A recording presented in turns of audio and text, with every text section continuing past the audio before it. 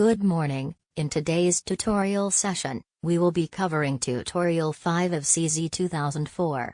In this tutorial, we will be looking at human-computer interfaces. Let's look at the first question. The PDP-1 mainframe, introduced in 1960, was the first commercial computer with a video display as a standard peripheral. Do you know what was the standard display technology on other mainframes prior to that time? Click on the pause button now and continue with the video once you are ready to proceed. The standard display technology at the time was the teletype, which is also known as teleprinter. Unlike the video display, the output of teletype is printed on paper. Can you discuss the changes in display capabilities that video displays would have brought? Click on the pause button now and continue with the video once you are ready to proceed. The changes in display capabilities include blinking and rewriting of words and graphics. This is in contrast to teleprinters, which could not erase. In addition, video display allow access of a 2D space for display. In contrast, teleprinters can only print forward. Last but not least, video display is much faster as compared to teleprinters that are limited by speed of the printhead. Are you able to suggest some new applications of the time that would have been enabled by these changes? Click on the pause button now and continue with the video once you are ready to proceed. An example is screen-based editors where cursors can be moved in 2D as opposed to line editors. Other examples are graphical drawing programs and interactive games. In the next question, we examine various text entry interfaces. Let's start with keyboards and keysets. How does text entry on a stenotype differ from a QWERTY keyboard? Which is faster and why? Click on the pause button now and continue with the video once you are ready to proceed. A stenotype is a machine where text entry is done by chording, which is pressing of multiple keys simultaneously. Each chord corresponds roughly to one syllable. Stenotype chording is faster because each syllable contains more than one letter, and therefore sequentially entering syllables is faster than sequentially entering letters as in a regular keyboard. Raw stenotype entry is processed by an onboard processor to predict the actual words written. Let's move on now to handwriting. Compare the graffiti-style handwriting recognition on Palm-based PDAs to handwriting recognition on Microsoft-based tablet PCs. When is one system better than the other?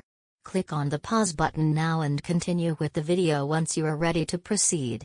The graffiti system involves writing a stylized stroke for each letter. The letter is interpreted immediately.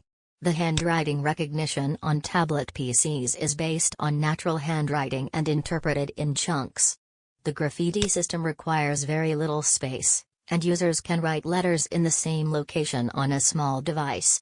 However, the user has to learn the stylized strokes, and there is perhaps a chance of more errors as the computer has less context, only the letters written thus far, to interpret ambiguous strokes. Conversely, the tablet-based system is more intuitive and only requires the user to write naturally. There is more contextual cues to determine ambiguous handwriting. However, more writing space is required and therefore a tablet is the more appropriate platform. Finally, let's look at speech. Can you explain the main differences between continuous speech recognition and spoken command recognition? Click on the pause button now and continue with the video once you are ready to proceed. Continuous speech recognition is used for general text entry. It typically requires a noise-free environment or noise-suppressing microphone to get good accuracy. Furthermore, user training is typically important. Spoken command recognition is used for giving commands to the system. The vocabulary is typically very limited. The vocabulary limitation is very useful in making the system robust to noise and speech differences in users. We move on now to question 3. How does moving a mouse fast affect pointer speed as compared to moving a pointing stick fast? Click on the pause button now and continue with the video once you are ready to proceed. A mouse maps physical velocity to on-screen pointer velocity, with a non-linear scaling factor that increases with increased physical velocity. A pointing stick converts physical displacement to on-screen pointer velocity, also with a non-linear scaling factor that increases with higher physical displacement. Moving a mouse fast therefore makes the pointer go non-linearly faster. Moving a pointing stick fast increase pointer speed more slowly, as pointer speed depends only on how far the pointing stick is pushed and not the speed of the stick itself. Hence, users experience inertia in starting or stopping the action. IBM introduced a feature called negative inertia to reduce this inertia sensation. Compare the absolute pointing interfaces of stylus, touch and free arm pointing. How are they similar or different? Click on the pause button now and continue with the video once you are ready to proceed. Stylus-based pointing has the greatest accuracy, but is dependent on a stylus. It is also the most ergonomic as users can rest part of their arms on a screen, such as while writing. Touch-based pointing is more intuitive and applicable for young children. It does not require a stylus, so it is appropriate for public kiosks. There is less accuracy in pointing. So, writing with a finger is not effective and buttons have to be larger. Free arm pointing is also intuitive and is the only natural pointing interface for every large displays. There is less accuracy because it is harder to determine where a user is pointing at. Typically, this is the line of sight from the user's eyes to the tip of the pointing finger and not the direction of the whole arm. In addition, the pointing is less steady due to normal slight tremor in arms and it is also tiring. Now, consider an interface where a user points to a screened location by deliberately looking at it, which may be implemented by tracking the user's eye gaze direction. Is such an interface good from an HCI perspective and why? Click on the pause button now and continue with the video once you are ready to proceed. Such an interface is not ideal as the human visual system is normally used for input sensing, and not for deliberate output action or communication. Hence, such an interface will be awkward for many users. However, users with severe motion disabilities may benefit from such an interface.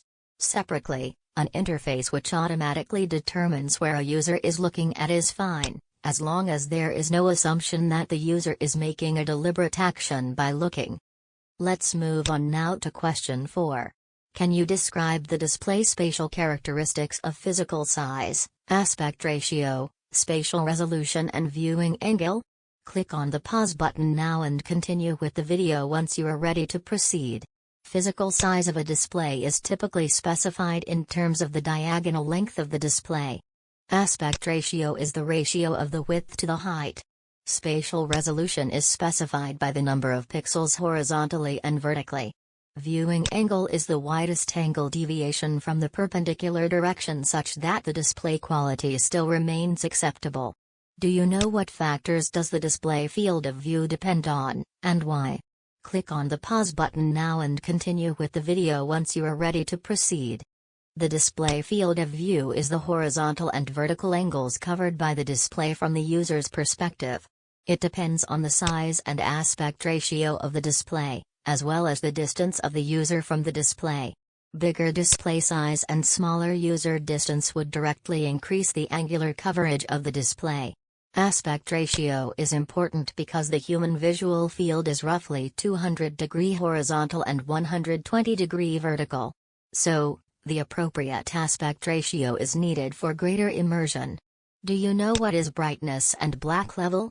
Can you describe the conditions in which these intensity characteristics are more important for improving the effective contrast?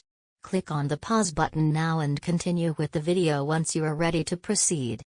Brightness is the luminance of white pixels. Black level is the luminance of black pixels. Having greater brightness is more important in bright environments, as ambient light will reduce or even eliminate any benefit of having lower black levels. Having lower black levels is more relevant in dark environments as the contrast ratio can be significantly improved with a low black level. For the different use scenarios of mobility, office work, home entertainment and immersion, can you suggest which display characteristics are more important? Click on the pause button now and continue with the video once you are ready to proceed. For mobility, small size, very high pixel density and very high brightness are more important. This is in contrast to office work where display characteristics such as moderate size is more important. Smaller aspect ratio may also be preferred for reading documents. In addition, higher brightness is important as well since offices are typically well lit. In entertainment, important characteristics include the following: large size, larger aspect ratio for widescreen content, brightness or black levels depending on the environment, and larger color gamut.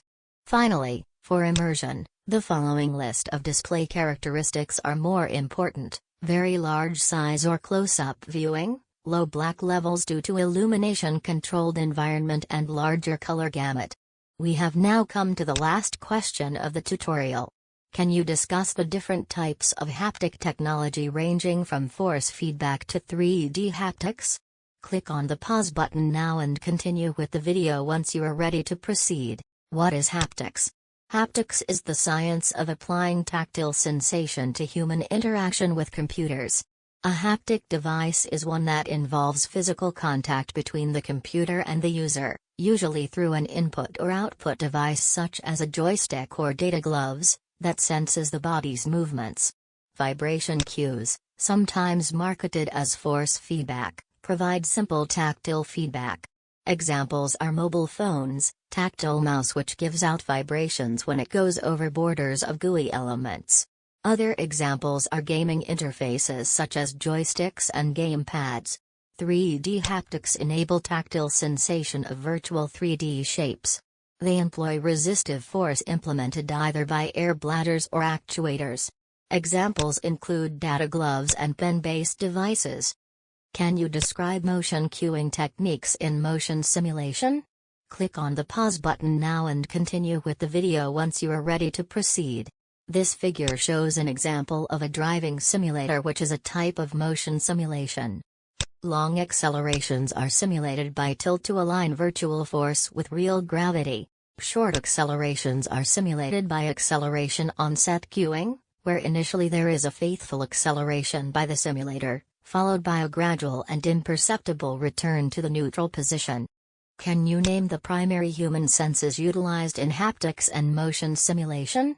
Click on the pause button now and continue with the video once you are ready to proceed. Can you name the primary human senses? You may be familiar with the 5 common senses, namely, taste, touch, hearing, smell and sight. Do you know that there are 6 other senses on top of these common senses? These are found in the picture on the right. They are balance and acceleration, temperature, kinesthetic sense, other internal senses, time and pain. In haptics, the primary human sense involved is touch, which is also referred to as tactition. In motion simulation, the primary human sense involved is the sense of balance, which is also known as equilibrioception. This brings us to the end of the tutorial. Thank you for viewing and feel free to contact me should you have further queries.